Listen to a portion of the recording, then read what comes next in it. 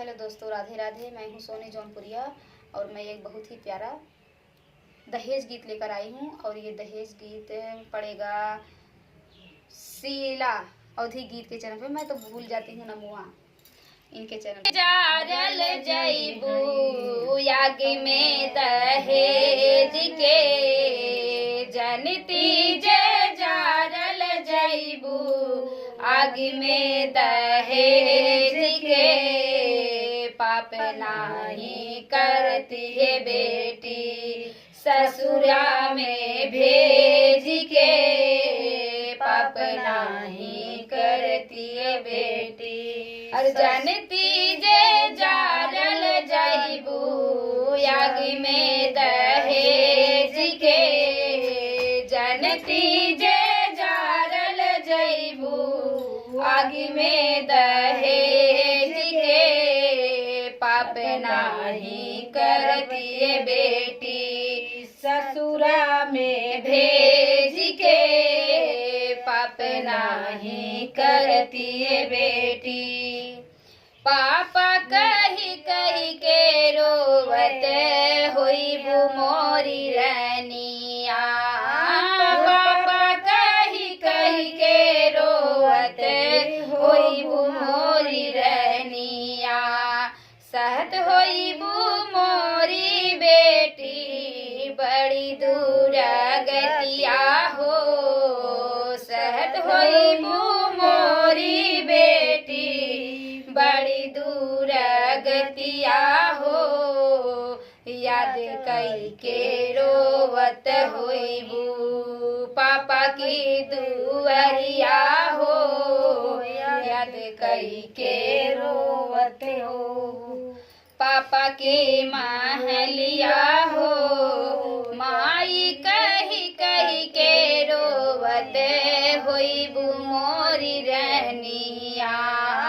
माई कही कही के रोवत होइबू मोरी रहनिया। दुखवा समेटी के सहत होइबू दूर गतिया हो। दुखवा समेटी के सहत होइबू दूर गतिया हो। याद कई के रोवत होइबू पापा की महलिया हो। याद कई के रोवत होइबू पापा की दुआरिया हो।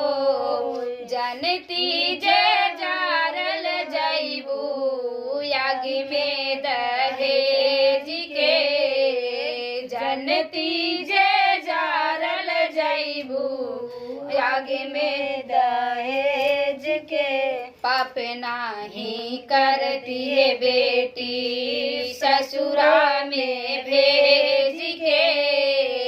पाप नाही करती है बेटी ससुरा में भेज के। सासु रोज मारई पापा ननद गरिया मई। सासु रोज मारई पापा ननद गरिया मई। जेठनी की बतिया पापा सहलो ना जाई हो। जेठनी के बतिया पापा सहलो ना जाई हो। का कही मम्मी हम अपना नसीब के। का कही मम्मी हम अपना नसीब के। पापा कई दिहला पापा ससुरा में भेज के। पापा कई दिहला पापा ससुरा में भेज के। जानती जे जारल जईबू याग में दहेज के। जानती जे जारल जईबू याग में दहेज के। पाप नाही करती है बेटी ससुरा में भेज के। पाप नाही करती दिए बेटी। खेतवा तू बेचला पापा बारिया तू बेचला, दहेज के लोभी पापा बनल कसैया।